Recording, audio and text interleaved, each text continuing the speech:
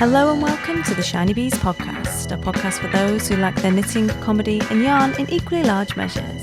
I'm your host, Jo Milnine, and this is episode 144, Stay on the Kitty Couch.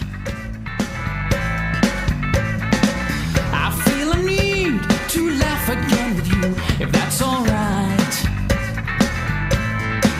I need a drink, I need a friend, I need your help. I wanna smile again.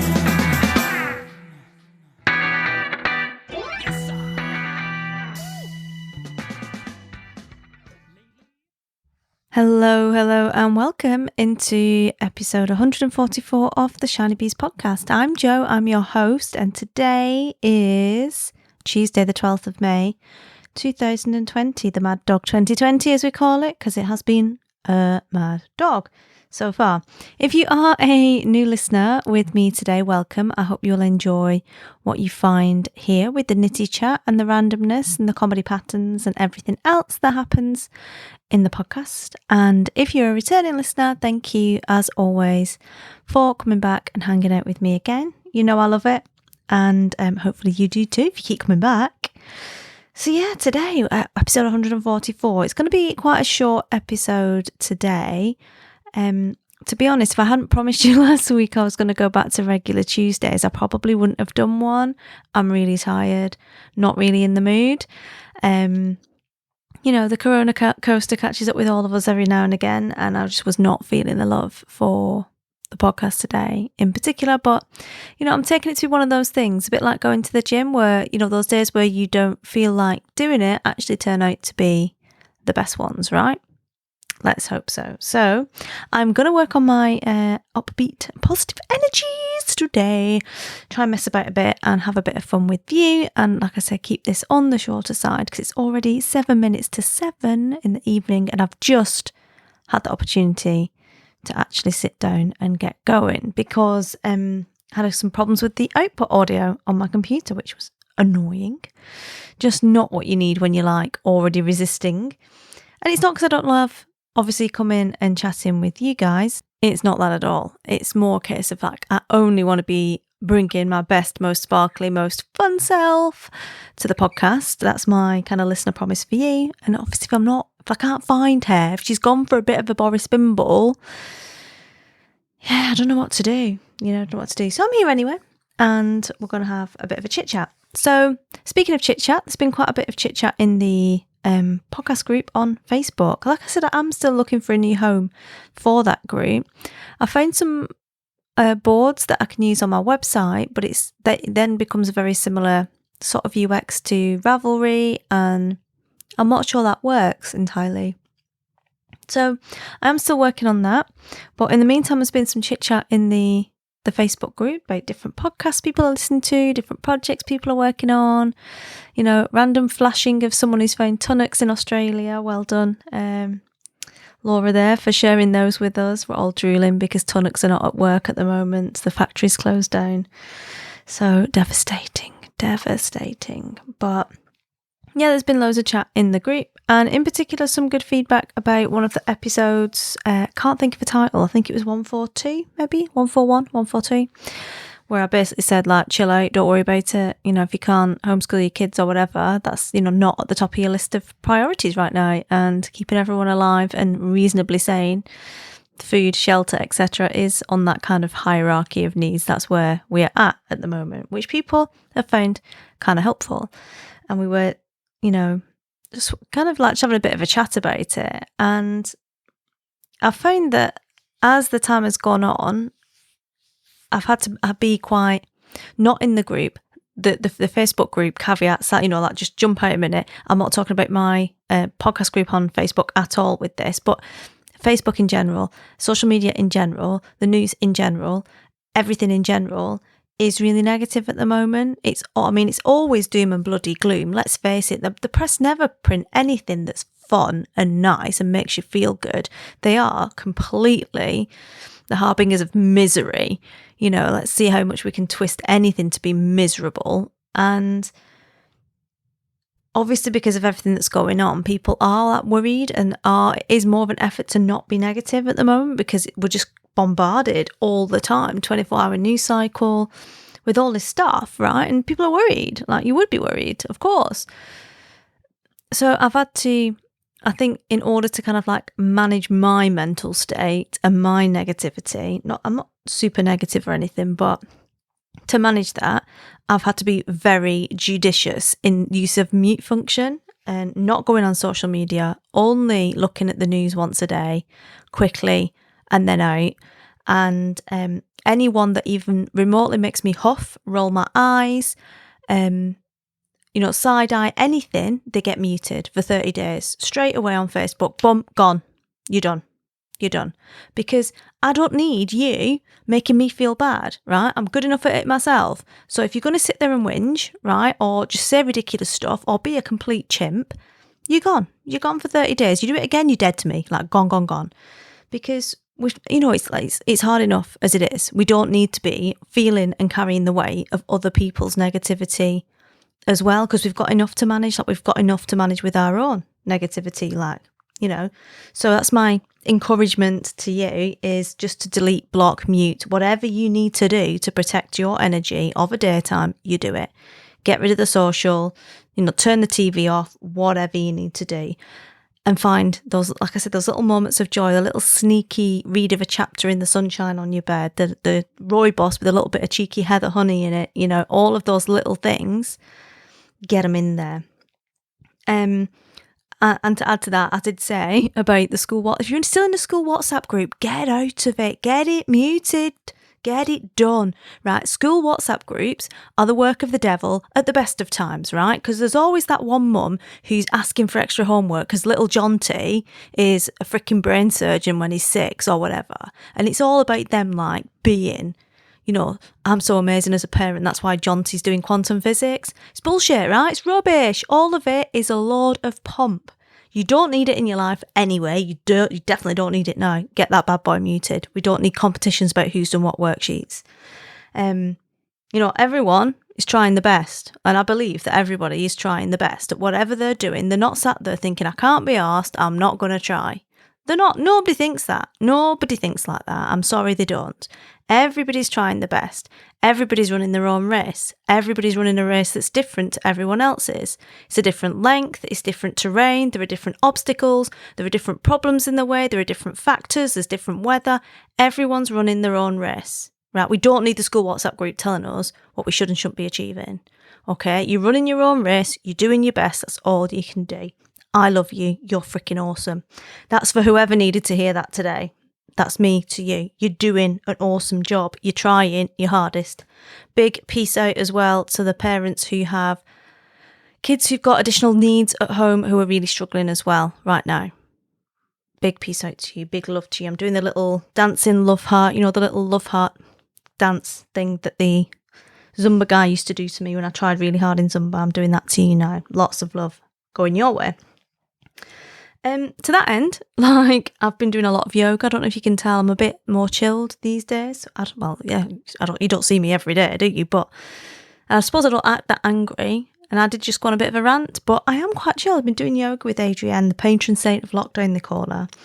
And I know a few other people are doing it. I've seen quite a few people in the feeds when I've been on there talking about yoga with Adrienne. I love her. I don't care if it was manufactured to start with. She's dead nice. And that's my one thing for every day that's a non-negotiable. My non-negotiable thing is to do the yoga. Luckily, unlike in China, I actually understand what's going on now. Revelation.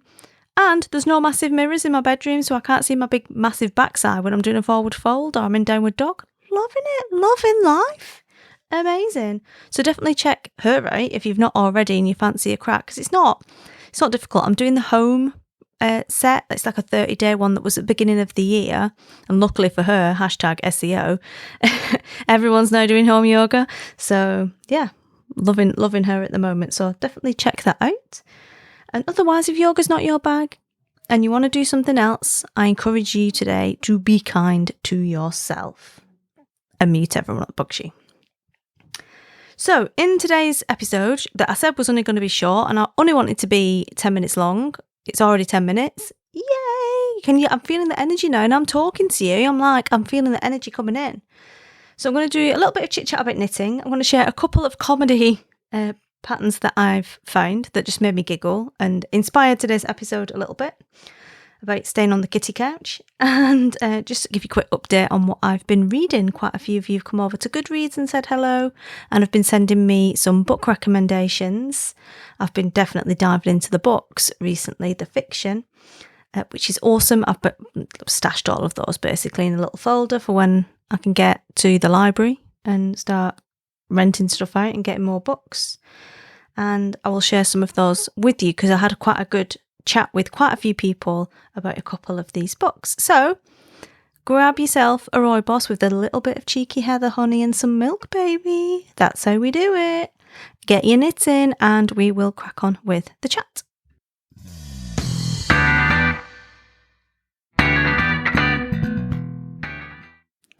So first up in the nitty bit of chat for today is a fun discovery. You know how much I love a comedy knitting pattern, right?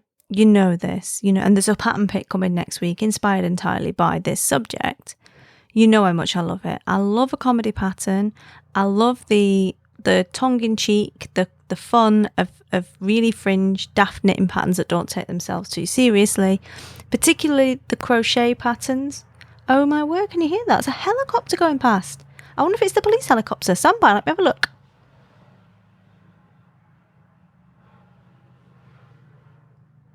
Yeah, it's police helicopter. I've seen him quite well, or her, quite a bit floating around. But there used to always be helicopters and GA floating around here because of where we live compared to the A roads. Obviously, general aviation don't bother with maps; they just fly down an A road, and because of where we live. We used to get quite a bit, but we don't get any these days. So it's quite exciting for me to get something. But we have had the police helicopter quite a bit because we're near the motorway. So there's always some crazy to go follow who's speeding on the motorway. Anyway, I have got some comedy patterns for you. And the crochet people, I have to say, they take the crown. They do the best funny crochet patterns. I always say funny knitting patterns because it's like force of habit. But the crocheters definitely do really great funny patterns. So today I was loving life when scrolling through Rav and having to see what was going on, what's going down in Knit World, and I found on the pattern pages the Kitty Couch Green Sofa by Candy Clayton. Right? I hate cats. It's not a secret. I'm not going to be making this. I'm not. However, I can truly appreciate it as a genius work of art for those people who are mental enough to have cats and let them scratch all their furniture. Now you can crochet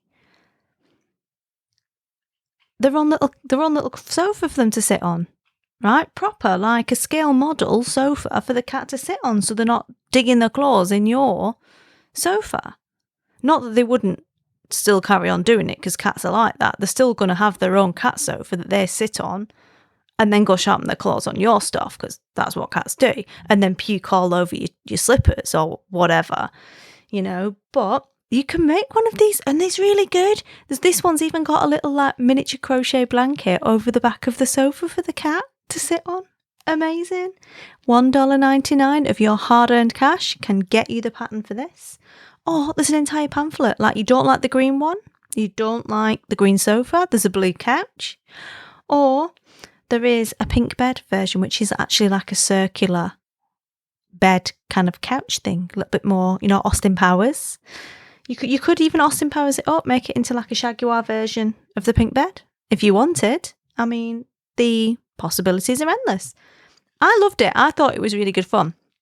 And then I remembered doing a pattern pick before. It might have been the Cat in the Hat it was called, but I will link in the show notes when I find it. But I did do a pattern pick once of patterns for hats on cats.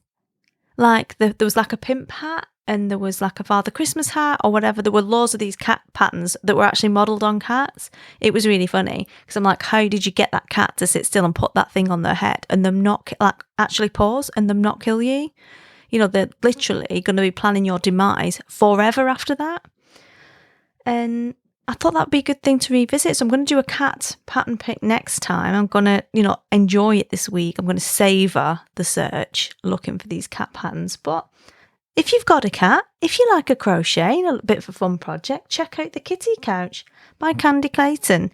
I will link to it in the show notes, and everything else that I mentioned during this episode that has a link that I can link out to, I will link to it in the show notes, which will be at shinybees.com/144. So speaking of the knitting then, the knitting, I have done a little bit. I was struggling last time, and I still struggle like every day to do the knitting because I really want to get this jumper finished and I don't really want to knit the jumper. And I'm trying to do that thing where you make yourself do it instead of just casting something else on. And it's not working that well for me. I need to measure the length of the jumper so I know when I can start the rib. And that seems to be a bit of a mental block. The other mental block that I realised when I walked in here is that my spare room /office /yarn room looks like some crazed yarn addict's been in and just tipped all of the cupboards out.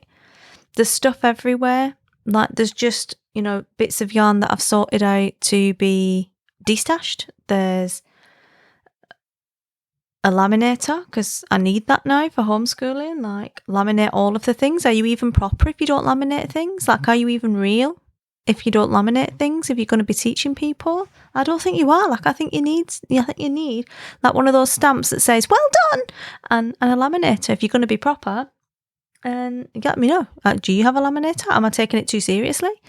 So I've got this laminator. I'm just going to turn around and look at the stuff that's around. Yeah, I've got a basket full of whips. Basket full of whips. Literally full that I found in the ottoman. Forgot was there. I found all of the hexie puffs that I forgot I had that I need to sew into a blanket. They were in the ottoman. Forgot they were even there. So I feel like maybe that's my problem. I don't think it's the knitting pattern. I think perhaps what could be contributing it is the kind of bowl of creativity in which all of, the exciting ideas come. It seems to be full of Weetabix at the moment, like caked on Weetabix that's just not going to go anywhere without a good soaking, polishing, cleaning, tidying, ordering of all of the things. And the windows on the inside, dreadful. Like I can see now, and I'm trying to look out the window, and it all looks a little bit soft focus. Like, has anyone else noticed about the dust in their houses, by the way? I know we're in here all the time now, but good grief. Like, I do sweep up and stuff and hoover every day, but where does the dust come from? Man. Anyway, yes. So I haven't got a lot done, but I am working on the Compass jumper by Tin Can Knits still. I do really want it. I really want it finished. I really want to wear it. It's going to be really warm.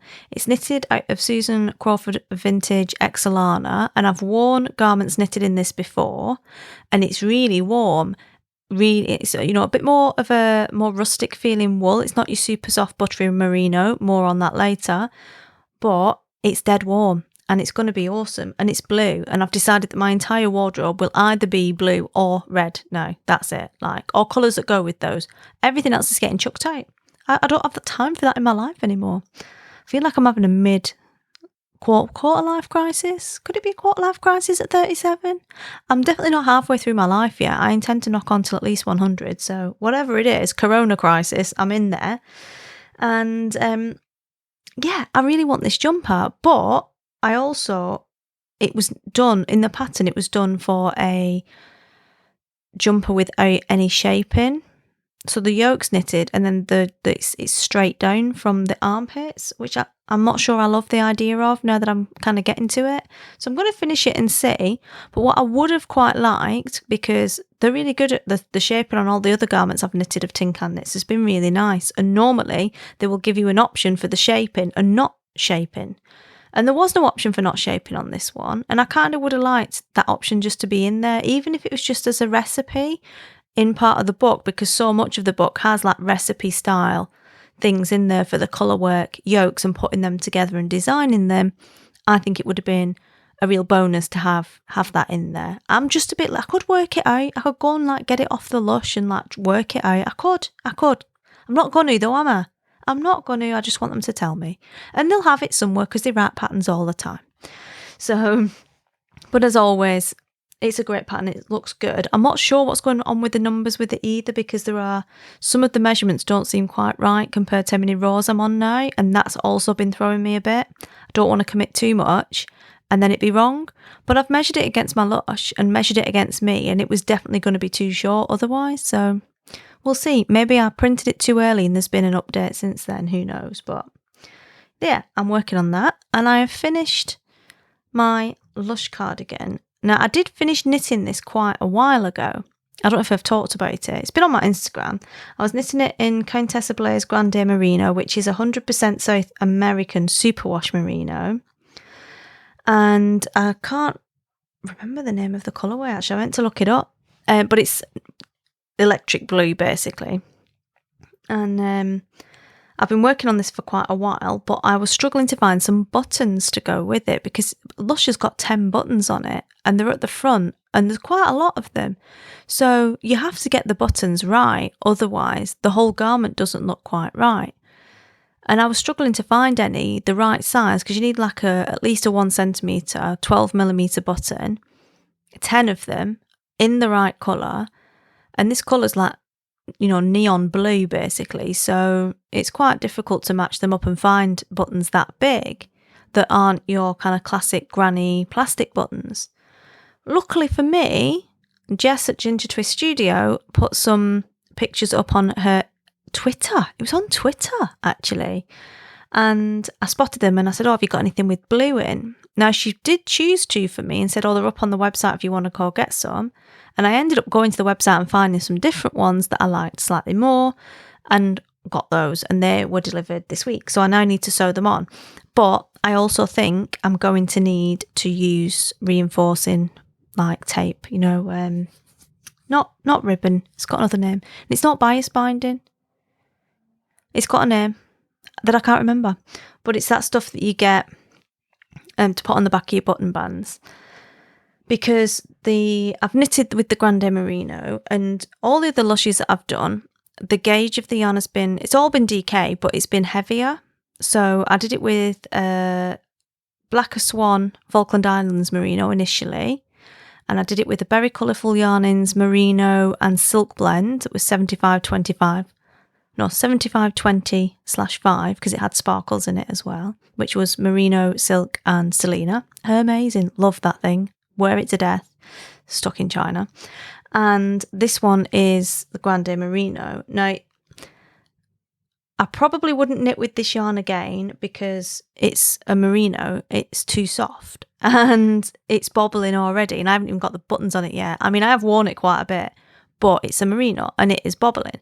But it's bobbling more than the Blacker Swan did. And I think it's because this is slightly finer gauge yarn. So when you actually knit it up, the fabric is thinner and, the stitches are further apart, and you're just not getting that same wear and tear on this that you do on something that's thicker and a bit more dense. So I don't think I would knit with this again, purely because of that, because I can't be bothered doing all the, like defluffing it all the time. So I would probably use something that's a slightly fatter DK, or maybe even a sport weight in future, because I like the slightly heavier feel of it. That being said, of course, this is a slightly lighter cardigan, so maybe it's got a bit more utility in where I could wear it, because it's not quite as thick and it's not quite as warm because it's a slightly thinner fabric. But with the incomparable buttons, it looks good. So I'm in the middle of working out whether I can get away without that bias ribbon stuff on the back of it. I still can't remember the name of it. It'll come to me. And little smaller buttons on the back to kind of stop it pulling through and pulling the yarn, because the yarn is thinner and the fabric is not as sturdy, or whether I need to actually put that ribbon on. So yeah, incomparable buttons. I don't know if I've talked about them before on the podcast. I have used them quite a lot. It's a South African company and they handmade these ceramic buttons. They're beautiful. Obviously they're not the cheapest because they're handmade ceramic buttons and not plastic tat, but these are beautiful and they're quite heavy and solid. They feel really nice in your hands. The colours stay really pretty, and I just think if you're going to spend all that money on yarn don't get cheapy buttons, get really nice buttons, especially on a garment where the buttons are front and centre quite literally as part of the design. And a lot of the ladies that work in the studio hand making these buttons are the sole breadwinners for their family. There's a lot of economic empowerment and training that goes in with the company as well. So I love it. Obviously, I love South African stuff. And the product is beautiful as well. So it's a double win for me. So they are incomparable buttons. You can either go check out Jessie's website because she's got some at Ginger Twist Studio. I'll put links in the show notes. Or you can go to buttonmad.com. It'll show you the full range of buttons they do. And then you'll need to find a wholesaler somewhere in the UK or wherever you are that has those particular buttons. But they're awesome. So yeah, that's the knitting I have been doing, and I'm still working my way up to my Orchidaceae. I'm not allowing an extra cast on, but I'm hoping to go through the whip bag and get some stuff, maybe get some stuff out of there and get that boxed off, get it finished, because I feel there's a lot of stuck energy in that bag, a lot of stuck potential that's needs releasing. It either needs to be frogged or it needs to be finished, and we need to kind of like move on. And I do also have another resource for doing that. Again, it's in China, but I will see if I can get the mill miner to send it to me, and I can go through it, because I've got like a resource for going through stash and working out what stuff you're going to be doing and all that kind of stuff that I was sent to review and not had a chance to do it yet because I've not been through the stash. But now I can, right? Now I can. So yeah, that's a knitting chat for today. On to the reading. And again, this is going to be a full length episode. I can just see it now. Never mind. More, that's good for you, right? It's good for me because I'm into it now. I'm happy now. I'm back in the room. I'm in the zone. I'm good. So in terms of the reading then, I have been reading and I have read and finished Eleanor Oliphant, it depends on how you want to pronounce it, It's Completely Fine by Gail Honeyman. Now, I'd seen this book around quite a lot before. Someone lent it to me to read it. She'd just finished it and said, I think you'll quite like it. Why don't you read it? And I started reading it and I got proper into it. Now, full disclosure, a lot of people sent me messages on Insta when I posted that I was reading it. And it was about 90% were like, I really love the book. What did you think? What did you think? A lot of asking, what did you think? Which is interesting. But a couple of people said, I hated it. It triggered me massively. It brought back terrible memories. It really upset me. I think every copy of it should be burned. So not on the fence there at all. So just be careful. What it says on the blurb and the actual contents within it are not the same. And if you have any kind of trauma or anything in your background, I would go and read a bit more around it before you jump into the book, just in case. Don't just go do it because I said it's all right or whatever, and then get blindsided by something. So I started reading it, and I had to Google it after about 8 chapters and see if she was supposed to be have Asperger's, because I couldn't understand what the author was getting at. Anyway, it turns out she doesn't have Asperger's. It's a result of a reasonably screwed up upbringing. And I quite liked the book, but I just felt like there was too much going on. It could have probably stood on its own as a story rather than having like multiple streams going on. It was just a bit like, like what? Why? It didn't really go far enough into any of the strings to the story. I didn't feel to warrant it. You probably could have just cut some of them out. So yeah, I've read that. Interested to hear what you think. I don't want to say too much. I don't want to spoiler it. But yeah, basically, Eleanor Oliphant is completely fine. She is completely fine now, apparently. The next one I read is Saltwater by Jessica Andrews, which was a finalist in one of the book awards. Might have been the Costa one. Might have been more than one.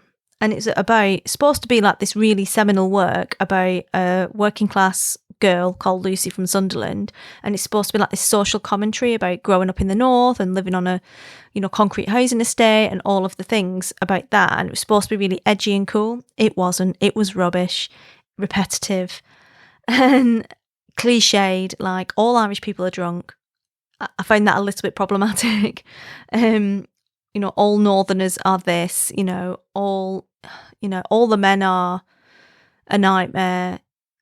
And it never got into any, again, from the blurb, I thought it was going to be this really interesting juxtaposition between the bright lights of the South and London and being a northerner and the, you know, how that is different and how you have to change. And it didn't really get into any of the subjects. It was just weird. And the some of the language is incredibly flowery as well. So if you want like a story that you can just settle into, this is not the book for you. I thought it was rubbish. I didn't like all the stereotyping. Like some of it initially I thought, I remember that happening when I was a kid. But it was just repeated so many times. And all the Irish are drunks and labourers. Like, I was just like, come on, you need to put like potatoes on the table and you've got the hat trick there, love. You know, give me a bit more. I think there's a bit more to Ireland than that. So, yeah, I wasn't keen on Saltwater. I'd give that a miss. The next one I read was Wonder by R.J. Palacio. I think that's the right pronunciation. And it's about a little boy called August who's got a genetic condition and something else, some other condition that have come together and resulted in him having quite bad facial deformities, I guess is that's the word that they talk about. And he's been homeschooled and then he goes to school and it's like his journey in going to school, but it's also like a commentary on how people behave and being a good person and all of that kind of stuff. So in some parts I was like, oh, little Augie. And in other parts I was like, oh, people are nice really. And the bad guys do get their comeuppance.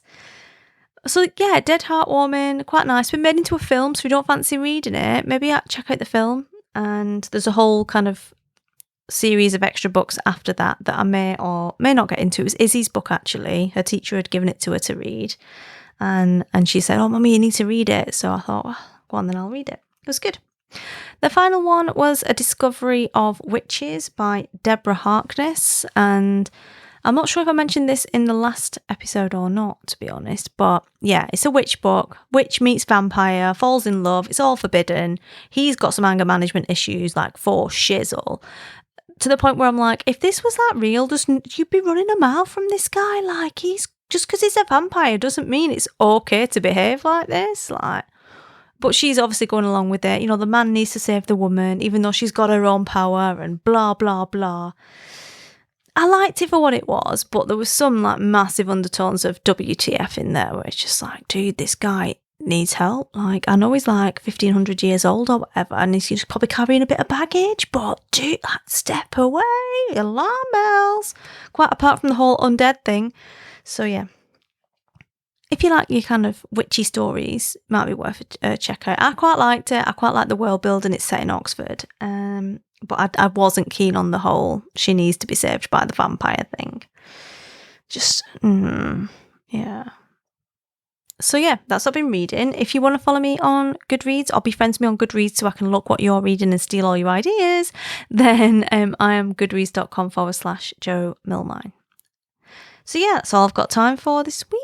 Ended up being a full episode. You lucky people, you. And lucky me. I feel great now. This is what I was saying to you last time about podcasting. Like, it's just the best thing ever. It's just like the gym, innit? You don't want to get on the bike. Get on the bike, you feel good, you're fine. So yeah, you can find links to all of the things on the website, which is shinybees.com/144 for the show notes. And I will be back next week, definitely with the cat pattern pick, and who knows what else, who knows what can happen between now and then. Could be anything, couldn't it? Could be anything, depends what we're doing. So, be kind to yourself. Take care, guys. Like, really. Mute the school WhatsApp group. Fill your little world with stuff that makes you happy, and if it makes you roll your eyes, you know, save yourself. Save yourself the G-force and just mute, delete, and block. Fill your world with greatness and things that make you happy. Have a lovely week, happy crafting, and I will speak to you all again soon. Cheers!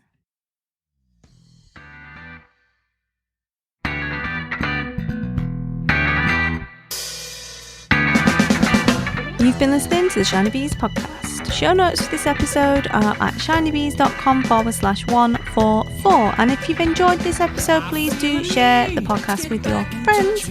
I love to welcome some new listeners over to hang out with us. I feel a need to laugh again.